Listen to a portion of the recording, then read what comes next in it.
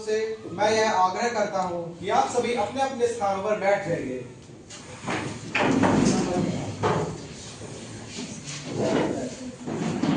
जैसा कि आप लोग जानते हैं कि आप लोगों को यहाँ पर किस लिए एकत्रित किया गया है।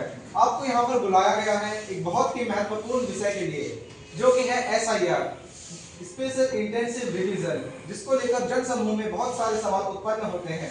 साथ ही साथ ये डर भी बना रहता है कि SIR से उनकी नागरिकता रद्द ना हो जाए। इन सभी सवालों को आज हम अपने सदन के अंदर रखेंगे, उनके ऊपर मंथन करेंगे और साथ ही साथ जनता तक सही जानकारी पहुंचाएंगे। इन सभी से पहले मैं रूलिंग पार्टी के लीडर से यह आग्रह करूंगा कि वो SIR से हमारे सदन को सूचित कराएं और साथ ही साथ आज की सदन की कार्यवाही हम शुरू करते हैं। माननीय अध्यक्ष महोदय, इस गरिमामय सदन में उपस्थित सभी सदस्यों को मेरा प्रणाम। माननीय महोदय, लोकतंत्र की सबसे बड़ी शक्ति है विश्वास, और यह विश्वास तब मजबूत होता है जब हर योग्य नागरिक का नाम मतदाता सूची में हो और हर नाम पूरी तरीके से स्पष्ट और शुद्ध हो। इसी उद्देश्य को लेकर निर्वाचन आयोग द्वारा SIR स्पेशल इंटेंसिव रिवीजन का कार्य कराया जाता है, जिससे देश के सभी अपात्र और दोहराए गए नामों, मतदाता सूची में देश के सभी अपात्र और दोहराए गए नामों को हटाया जाता है और योग्य पात्र नामों को जोड़ा जाता है। हमारा लक्ष्य स्पष्ट है, कोई भी योग्य मतदाता छूटे नहीं और कोई भी अपात्र मतदाता जुड़े नहीं। Honorable Speaker, sir, my question from ruling party is that why was SIR imposed without meaningful consultation with opposition party? Are elections now run unilaterally by the ruling party? I rise to respond to the question. The SIR, Special Intensive Revision, is not imposed by the ruling party. It is a process conducted by the Election Commission of India (ECI), which is constitutionally independent. You call it imposition, we call it inclusion. SIR ensures that no citizen is left behind. माननीय अध्यक्ष महोदय, डर का माहौल क्यों बनाया जा रहा है? अगर SIR इतनी साफ और ईमानदार है तो लोगों में डर क्यों है? डर इसलिए है क्योंकि हमें यह लगता है कि भरोसा कम है, जानकारी अधूरी है। लोकतंत्र भरोसे से चलता है, डर से नहीं। माननीय अध्यक्ष महोदय, आज SIR पर डर की बातें हो रही हैं, लेकिन सच्चाई तो यह है कि यह डर जनता में नहीं, विपक्ष की राजनीति में है। जब भी कोई सुधार आता है तो कुछ लोग सवाल नहीं पूछते, बेशक बेचते हैं, भ्रम फैलाते हैं। हाँ, प्रक्रिया जटिल है, लेकिन जटिलता को जानबूझकर डर बनाना यह आलोचना नहीं, अवसरवाद है। अगर विपक्ष सच में जनहित चाहता है तो वह नारे नहीं, सुझाव दे, शोर नहीं, संवाद करे। लोकतंत्र में प्रश्न से नीति मजबूत होती है, लेकिन भ्रम से केवल राजनीति। With all due respect, Sir Speaker, why does the government only remember SIR from voter registration when the election are at corner? Where was their concern when the migrated worker was struggling for their basic right and their data has been produced? Why is the government efficiency try according to the election calendar? मैं पूरी सदन की तरफ से यह चाहता हूं कि रूलिंग पार्टी के लीडर इस प्रश्न का उत्तर अपने शब्दों में दें। माननीय अध्यक्ष महोदय, मैं माननीय सदस्य के प्रश्न का स्वागत करता हूं, लेकिन यह कहना कि संवेदनशीलता केवल चुनावों के आसपास जागती है, यह एक भ्रम है और इस भ्रम को तथ्यों से दूर करना जरूरी है। SIR कोई अचानक लिया गया निर्णय नहीं है। यह निर्वाचन आयोग द्वारा नियमित रूप से एकदम पारदर्शी तरीके से कराया जाता है। यह एक संवैधानिक प्रक्रिया है जिससे किसी भी नागरिक का या किसी भी पार्टी का मतदाता सूची पर कोई सवाल उठाने का अवसर ना मिले। और जहां तक बात प्रवासी श्रमिकों की है, जब देश एक अभूतपूर्व महामारी से जूझ रहा था, तब इस सरकार ने चुनाव नहीं देखा, इंसानियत देखी। करोड़ों प्रवासी श्रमिकों को मुफ्त राशन की प्राप्ति हुई और वन नेशन वन कार्ड से उनके अधिकारों की सार्वदेशिक उपलब्धता सुनिश्चित हुई। आधार कोई नियंत्रण का औजार नहीं है, यह एक सशक्तिकरण का माध्यम है। और हाँ, जब चुनाव आते हैं तब लोकतंत्र की पवित्रता की रक्षा करना एक संवैधानिक जिम्मेदारी है। Honorable Speaker, sir, बहुत से लोग SIR के सहारे नकली BLO बनकर लोगों के साथ फ्रॉड कर लेते हैं, तो इसके लिए रूलिंग पार्टी की क्या व्यवस्था है? लोग ऐसा क्या करें जिससे वो बच सके?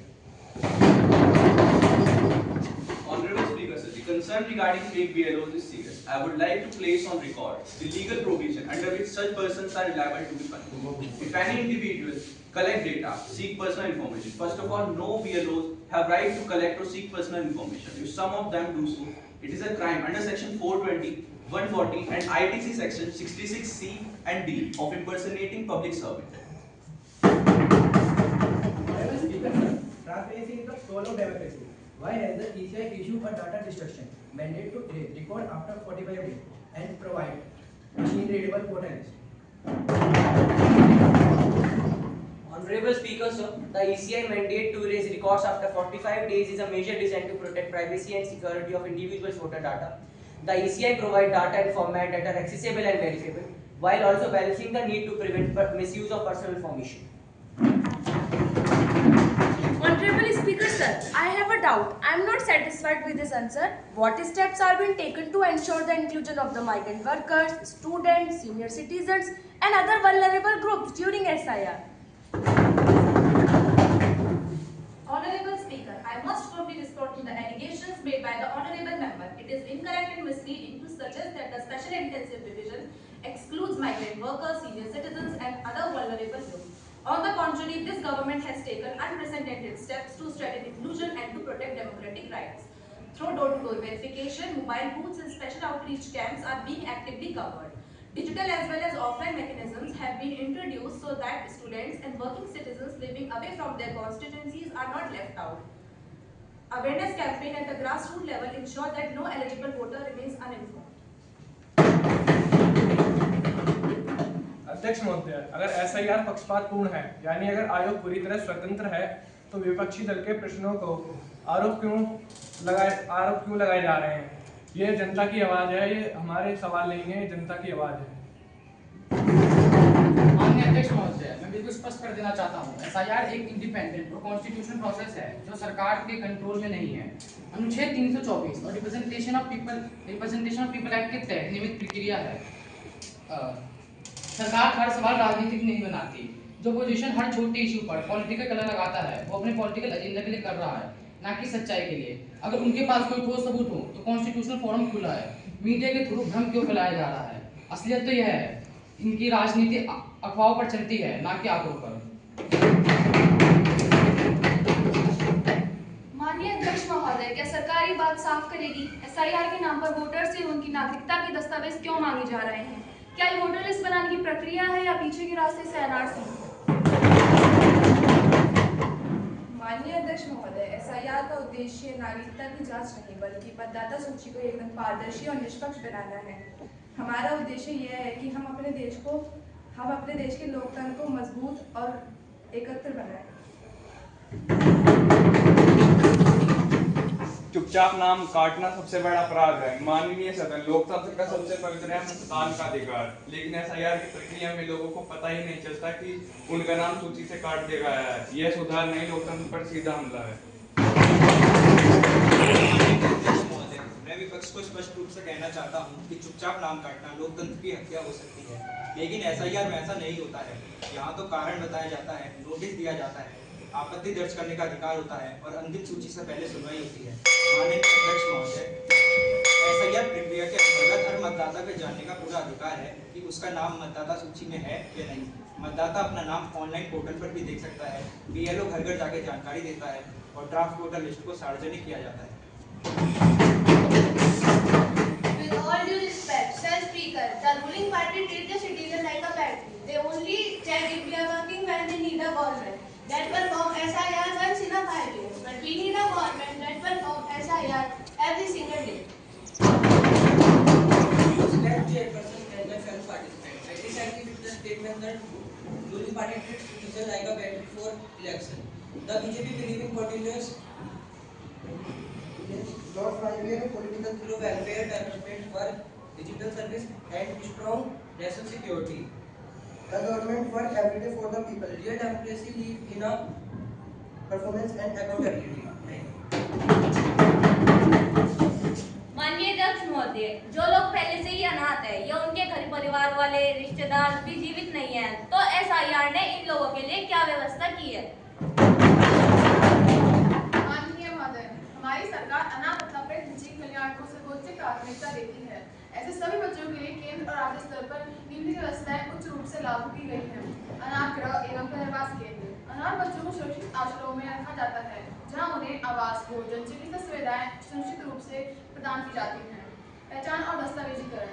जिन बच्चों के पास की दस्तावेज नहीं है, उन सभी बच्चों के लिए केंद्र और राज्य स्तर पर और बाल कल्याण समितियों के द्वारा अन्य आवश्यक और सारे तरह के आवश्यक जन्म प्रमाण पत्र और आधार कार्ड अन्य उपलब्ध कराए जाते हैं। शिक्षा और स्कॉलरशिप। ऐसे बच्चों को निःशुल्क किताबें, यूनिफॉर्म, स्कॉलरशिप प्रदान की जाती है ताकि वे बिना किसी आर्थिक बाधा के पढ़ाई जारी रख सकें। चौथा, स्वास्थ्य और एवं पोषण योजनाएं।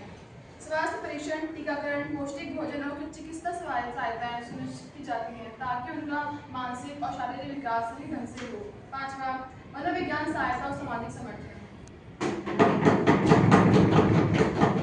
माननीय अध्यक्ष महोदय, यदि किसी नागरिक से वोटिंग राइट छीन लिया जाता है तो उसका जिम्मेदार कौन होगा? माननीय अध्यक्ष महोदय, सबसे पहले तो मैं आपको बता दूं कि एसआईआर किसी भी वैध मतदाता का मत नहीं छीन सकता। एसआईआर को कराने का कार्य सरकार द्वारा चुनाव आयोग को दिया गया है, जो एक प्रतिष्ठित सरकारी संस्था है। यह स्वतंत्र संस्था है। एसआईआर का उद्देश्य किसी भी वैध मतदाता का मत छीनना नहीं, बल्कि अवैध रूप से अपनाए गए वोटर्स की पहचान करना है। यदि किसी वैध मतदाता का मत छीन लिया जाता है तो उसे अपने वैध दस्तावेज प्रस्तुत कर वोटर कार्ड बनवाने का प्रावधान है। यदि वह व्यक्ति किसी भी प्रकार से परेशान होता है तो वह इसकी अपील सरकार, कोर्ट, प्रशासनिक अधिकारी, विधायक तथा सांसद के पास जाकर समाधान का अधिकार रखता है। ऐसा संभव नहीं है कि किसी भी वैध मतदाता का मत छीना जा सके।